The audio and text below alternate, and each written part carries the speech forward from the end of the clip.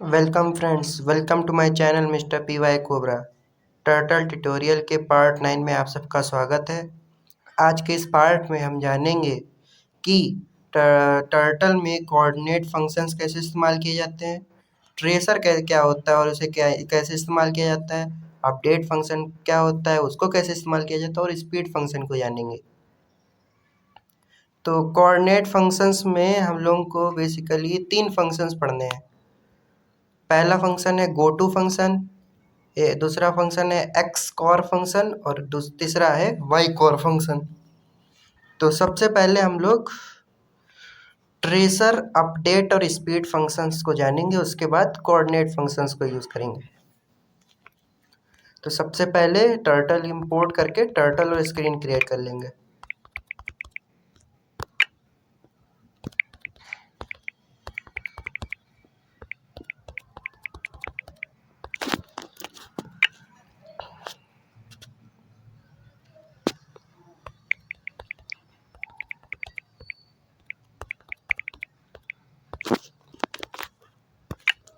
तो अब समझिए कि ट्रेसर फंक्शन क्या है।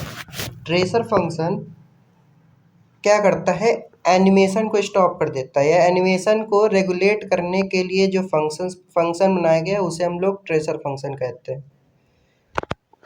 जैसे कि अगर आपने देखा होगा लूप से जब हम लोग ने सर्कल बनाया था तो जो टर्टल है उसने बहुत टाइम लिया था पूरे सर्कल को ड्रॉ करने में। लेकिन अगर मैं ट्रेसर फंक्शन यूज़ करूँ तो जो टर्टल है, वो जो सर्कल है लूप से जो फॉर्म होगा वो इंस्टेंटली बन के तैयार हो जाएगा। तो ट्रेसर फंक्शन क्या करता है, ये एनिमेशन को रेगुलेट करने का काम करता है। इसमें एज अ आर्ग्यूमेंट हम लोगों को इंटीजर वैल्यूज़ देनी होती हैं। अगर हम इसमें इंटीजर वैल्यू के तौर पर ज़ीरो देते हैं तो जो एनिमेशन है वो स्टॉप हो जाता है। उसके तो जब हम लोग as a argument value zero देते हैं तो हमको उसके साथ ट्रेसर के साथ अपडेट फंक्शन का भी इस्तेमाल करना पड़ता है। अपडेट फंक्शन क्या करता है, अपडेट फंक्शन सिंपली टर्टल को कमांड देता है या स्क्रीन को कमांड देता है कि स्क्रीन अपडेट हो जाए, मतलब स्क्रीन पे जितना भी एनिमेशन हुआ है वो सब दिखने लगे। तो इसको एक एग्जांपल से देख लेते हैं। हम सबसे पहले एक सर्कल ही ड्रॉ कर लेते हैं लूप से। तो ए इक्वल टू, ये मैं आपको इससे पहले पार्ट 6 या 5 में बता चुका हूँ कि लूप से सर्कल को कैसे ड्रॉ किया जाता है।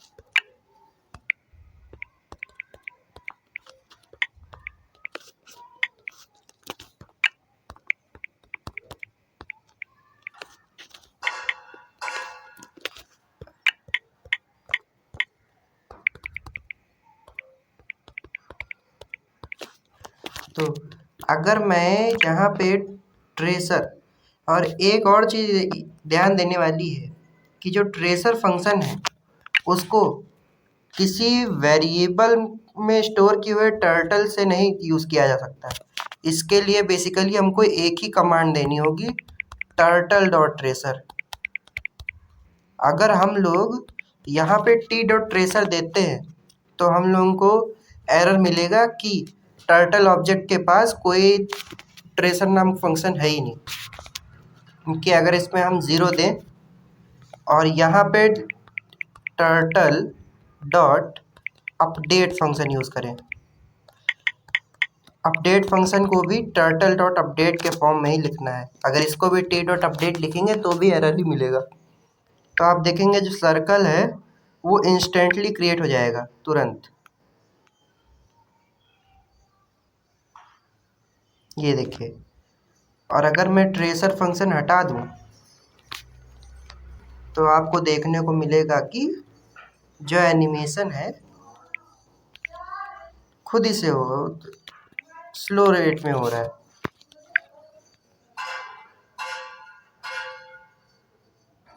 ये देखिए।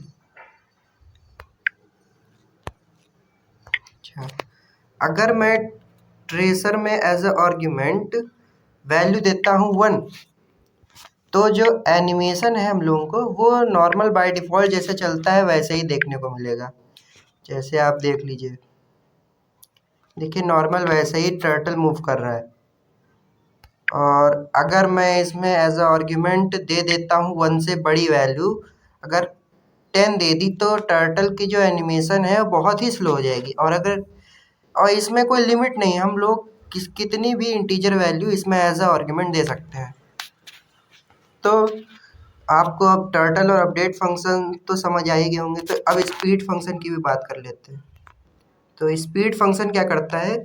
स्पीड फंक्शन टर्टल की स्पीड को रेगुलेट करने का काम करता है। ये डिफरेंस याद करना जरूरी है कि ट्रेसर जो है वो एनिमेशन को रेगुलेट करता है, कंट्रोल करता है, लेकिन जो स्पीड फंक्शन है वो टर्टल की स्पीड को कंट्रोल करता है, और ये किसी स्पेसिफिक वेरिएबल में स्टोर किए हुए टर्टल की स्पीड रेगुलेट करेगा। अगर मैं यहाँ पे लिखूँ टी डॉट स्पीड और इसमें दे दूँ 0, इसमें भी इंटीजर वैल्यू ही दी जाती हैं, कितनी भी दे सकते हैं। और मैं थोड़ी देर के लिए ये अपडेट और ट्रेसर फंक्शन को वो कर देता हूँ, कमेंट आउट। लेकिन अब आप देखेंगे कि जो क्या ये सर्कल का एनिमेशन है वो वैसे ही होगा।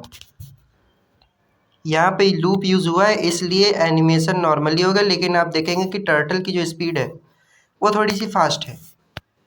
इसको अच्छे से समझने के लिए हम यहाँ पे सर्कल वाले शेप को हटाकर यूज़ कर लेते हैं for I in range, square बनाते हैं 4, T dot forward 100 pixel and T dot right by 90 degrees. तो आप देखेंगे, अब देखिए टर्टल की स्पीड इंस्टेंटली फॉर्म हो गया टर्टल। तो अगर मैं इसमें दे देता हूँ बाय 1, तो आप देखेंगे जो टर्टल के एनिमेशन की स्पीड है वो नॉर्मली रहेगी, बाय डिफ़ॉल्ट जैसी रहती है। और अगर मैं इसमें जब से ज़्यादा बड़ी वैल्यू दे दूँ तो टर्टल की स्पीड धीरे धीरे स्मॉल होती रहेगी, मतलब फास्ट होती रहेगी, सॉरी। लेकिन जो टर्टल की सबसे फास्ट स्पीड है वो 0 पे ही आती है। तो अब स्पीड फंक्शन भी देख लिया है, तो अब जान लेते हैं कि कोऑर्डिनेट फंक्शंस क्या होते हैं। मैं इन सबको क्लियर कर देता हूँ कि आपको अच्छे समझ आए। कोऑर्डिनेट फंक्शंस में बेसिकली 3 फंक्शंस हैं। पहला है गो टू फंक्शन, दूसरा है एक्स कॉर फंक्शन, और तीसरा है वाई कॉर फंक्शन। तो सबसे पहले जान लेते हैं गो टू फंक्शन क्या करता है। तो ये बेसिकली कोऑर्डिनेट ज्योमेट्री का यूज़ हम लोग को करना है, ये गो टू फंक्शन को यूज़ करने के लिए। जैसा कि आपको पता ही होगा कि 2D ज्योमेट्री में हम लोगों के पास 2 एक्सिसें होती हैं और 4 क्वाड्रेंट्स होते हैं। एक पॉजिटिव एक्स एक्सिस होती है, एक नेगेटिव एक्स एक्सिस होती है, एक पॉजिटिव वाई और नेगेटिव वाई एक्सिस होती है। तो इसमें भी सेम वही चीज़ करनी है। और इसमें जो गो टू फंक्शन है इसमें एज अ आर्ग्यूमेंट हमको एक्स और वाई के पिक्सेल्स में कोऑर्डिनेट देना है।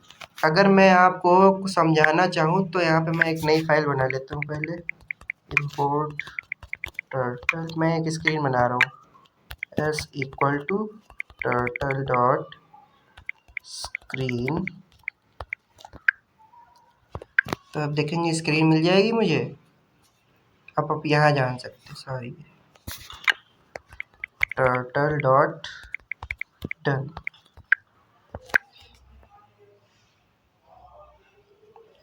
मैं आपको पेन से समझाने की कोशिश करता हूँ।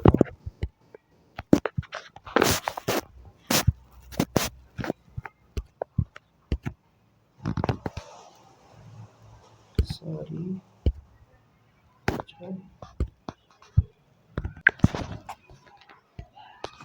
हाँ, तो अगर मैं यहाँ पे ये मेरी कि ये मैंने सॉरी,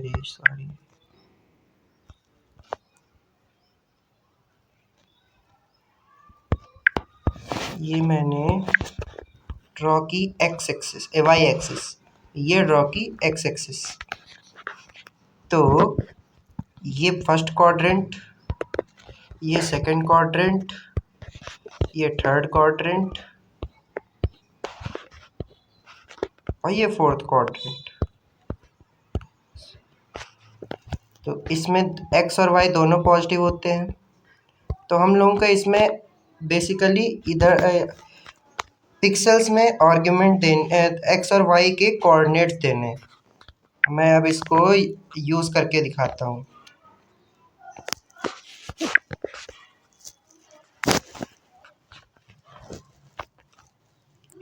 वापस अपनी फाइल पे आ जाते हैं और यहाँ पे यूज़ करते हैं टी डॉट गो टू। मैं सोच लेता हूँ कि मुझे जाना है 100,100 पर। तो हम लोगों को दिखेगा कि टर्टल जो है बेसिकली 45 डिग्री पर 100 फॉरवर्ड हो गया है। ये देखें,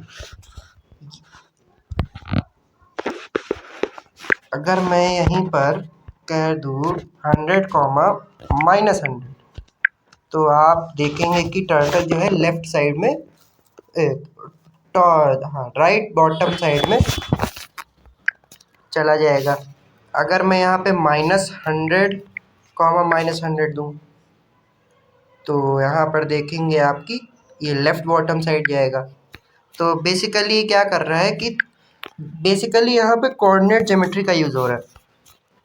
तो इसके लिए आपको कोऑर्डिनेट ज्योमेट्री का पता होना ज़रूरी है।